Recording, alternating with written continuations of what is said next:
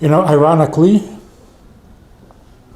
what is open about Chabad has been a secret for like 2,000 or 3,000 years. So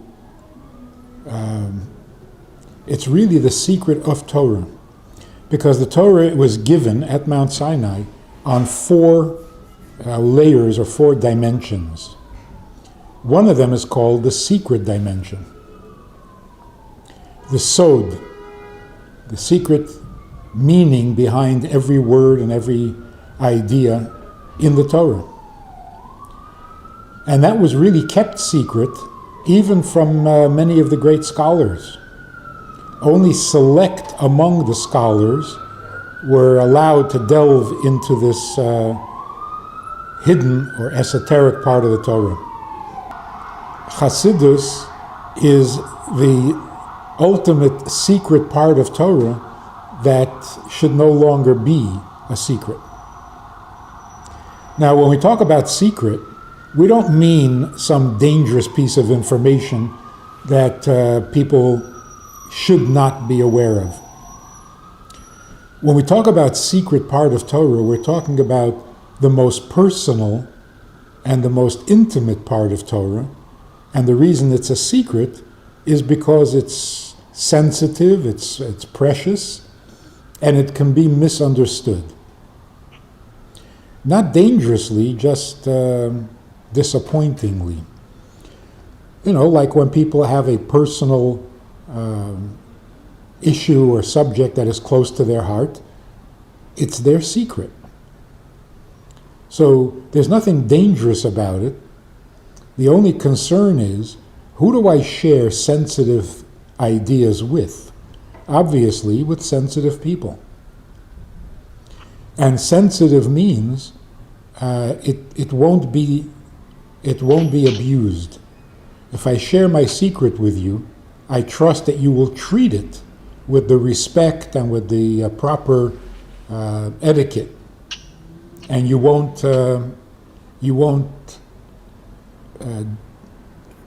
make it public or make it insignificant.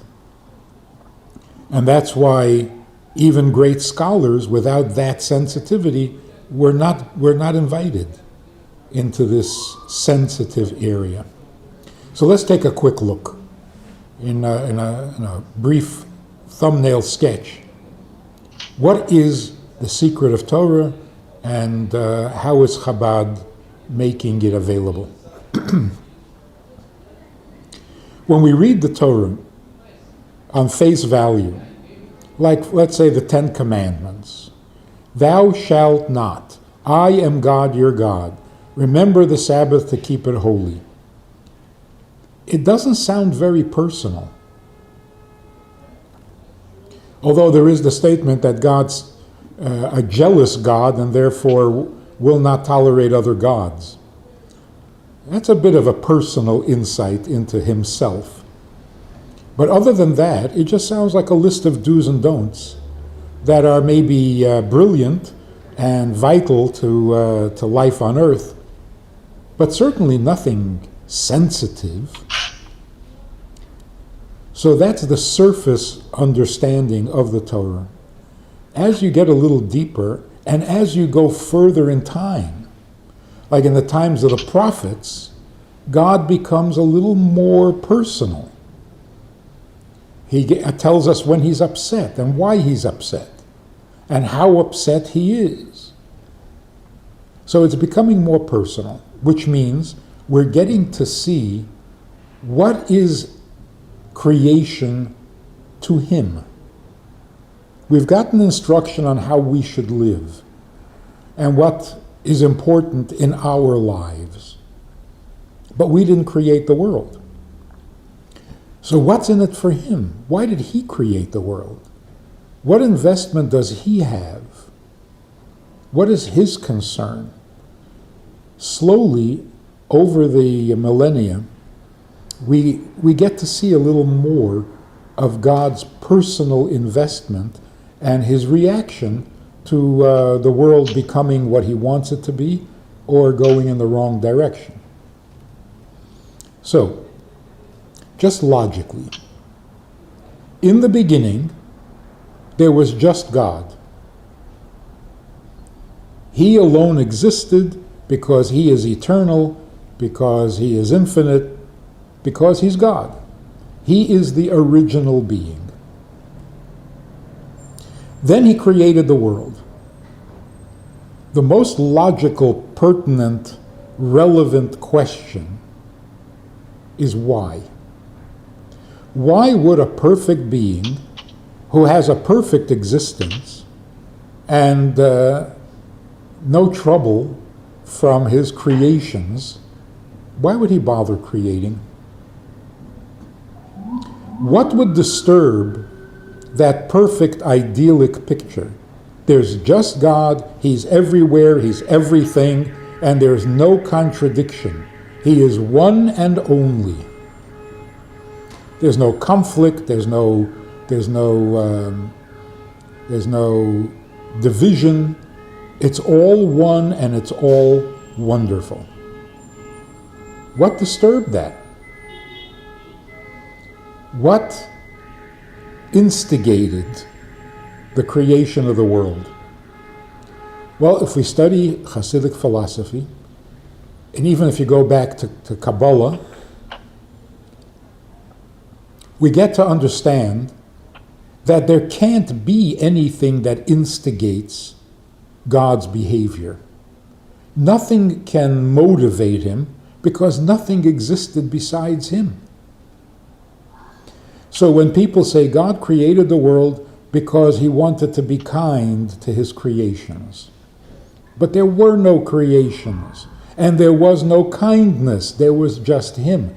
So to say kindness motivates God, that's not acceptable. God created kindness, like on the first day of creation. God said, "Let there be light." That's kindness. Others say that God created the world because God is a king, and a king needs subjects. But that too is not a really satisfying answer, because when did God become a king? That's a description of a role that God takes on in creation. It can't be the motivator for creation. God doesn't need to be a king. So if you go back, just logically, there's God himself and nothing else. What happened? So if we use a simple, familiar experience, a human being, fast asleep, deep sleep, perfect sleep, totally restful, unaware of any disturbances or any discomforts, why would anybody wake up? You have this idyllic, perfect condition. Why do we wake up? Assuming there's no crying baby or the crowing rooster to disturb your sleep, why would we wake up? Of course, the answer is because you want to, because there's something you want to do. In other words, what disturbs a perfect condition? An internal desire. It can't be something from the outside, because you've blocked everything from the outside. And in God's case, there was no outside. There was nothing else. Which means that whatever it is that God wants, he wants it essentially. Because there are no details in God, there's just him. Essence. Ultimate essence. So whatever it is that God is after must be part of his very essence. So can he be after becoming a king over people? That doesn't sound very essential.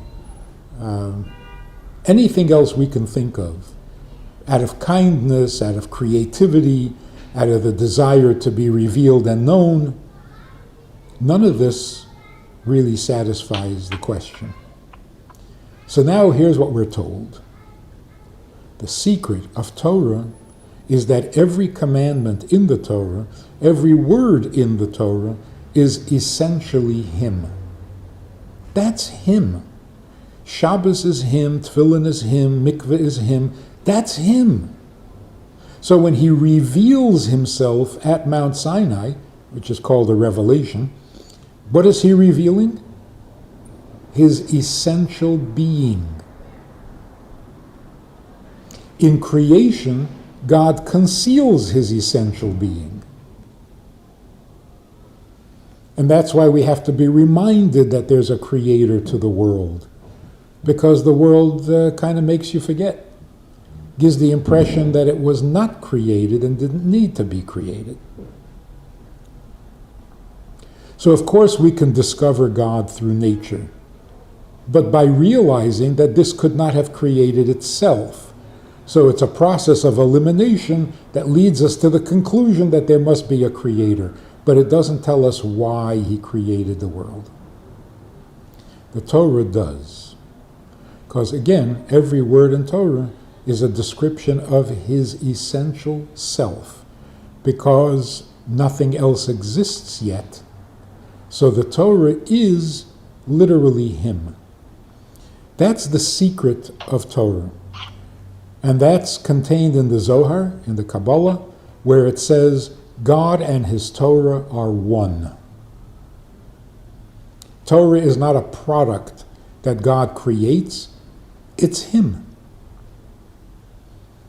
That is His essential, internal, intimate, personal being. Now, He creates a world and gives us the Torah. An example. God creates the world in 6 days and He rests on the seventh day because the seventh day is special to Him. Always was and always will be. But then He creates us and says, rest on the seventh day like I do.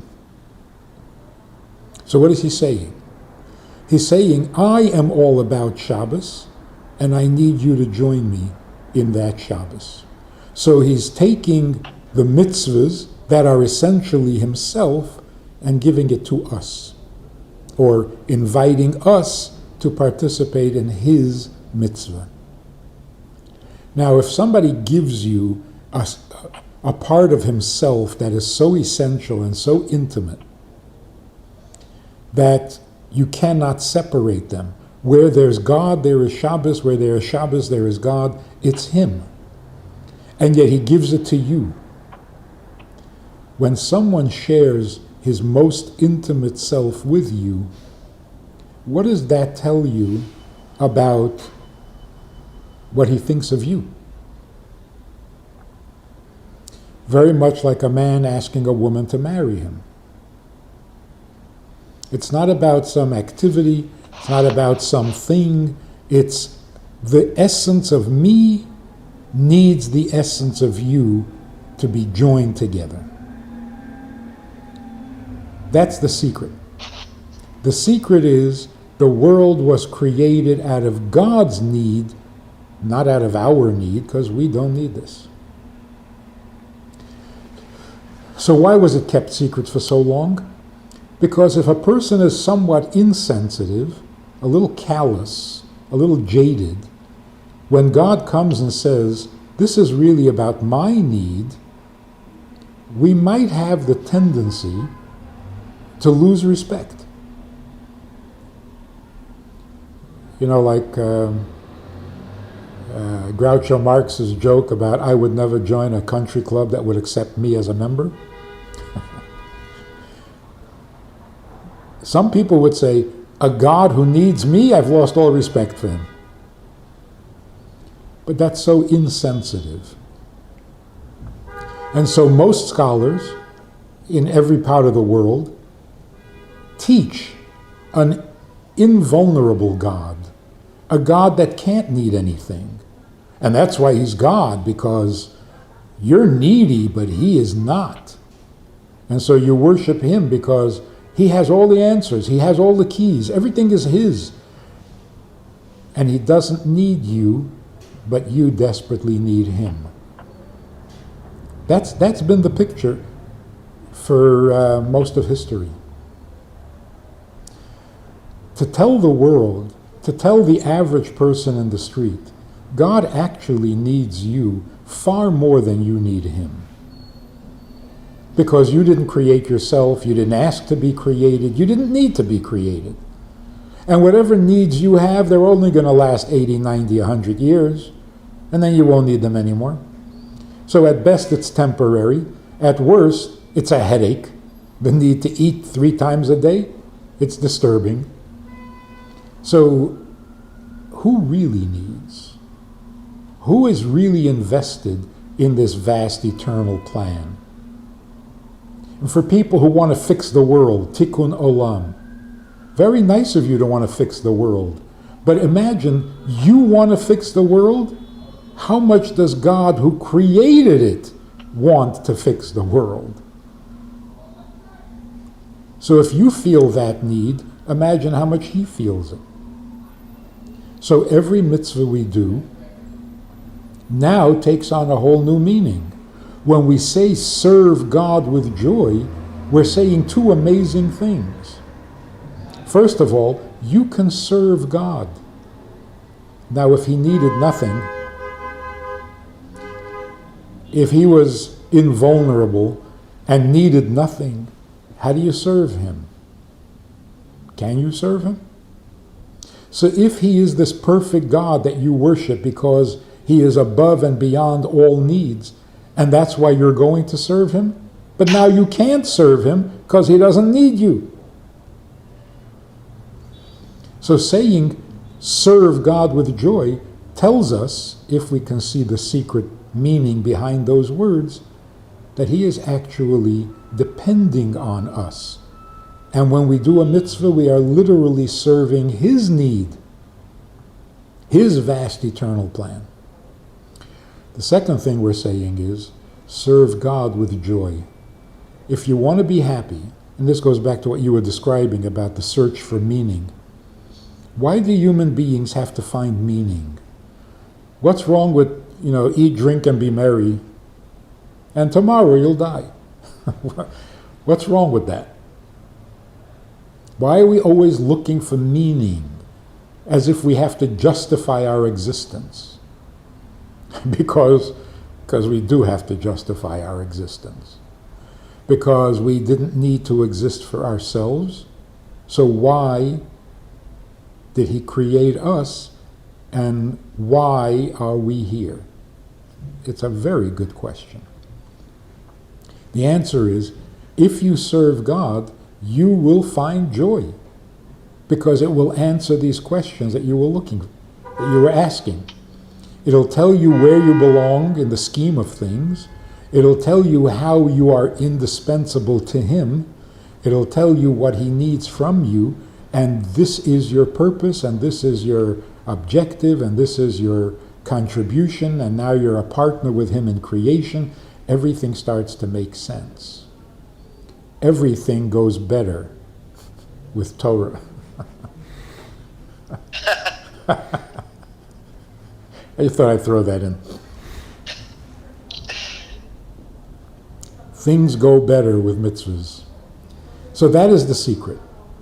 Now, recently, like for the last 200 years or so, the leaders, the Rebbes of Chabad, made it their business to reveal this secret in as sensitive a way as possible, to avoid the negative reaction of the insensitive, which it can't be avoided completely, but the Rebbe decided that it's worth the risk. Yes, some people will take it wrong. Some people will be put off by a vulnerable God. But the average person will be inspired, and that will reinvigorate Judaism, get us back on track, serving God properly, with the ultimate pure intention, responding to his need rather than being needy and demanding things of him constantly. So we have a God who we can serve, not a God who we expect to serve us. And that really will save us from our narcissism, from our pettiness, and from our meaninglessness. So you really have come to the right address to find answers to those questions. As a rule, people who know nothing about Judaism, when they're told God depends on you and waits for you to do the mitzvah, the reaction is so beautiful. It's so intimate. And yes, God is vulnerable, because vulnerability comes from strength, and he is almighty. So if he is the strongest of the strong, he must be the most vulnerable of the vulnerable. And that's what makes it possible to serve him, to love him, to partner with him. He is not a distant being. He created us because in his essence, he wants to be connected to us. That sound like a good secret to share? So even as we share it, we treat it like a secret. In other words, we treat it with kids' gloves. We're careful about it. We try to make it clear that this is a vulnerable and sensitive part of Torah, and that, yeah, you have to be a little noble and sensitive to appreciate it. And those who are bothered by it, we have to take the risk. So welcome to the secret society.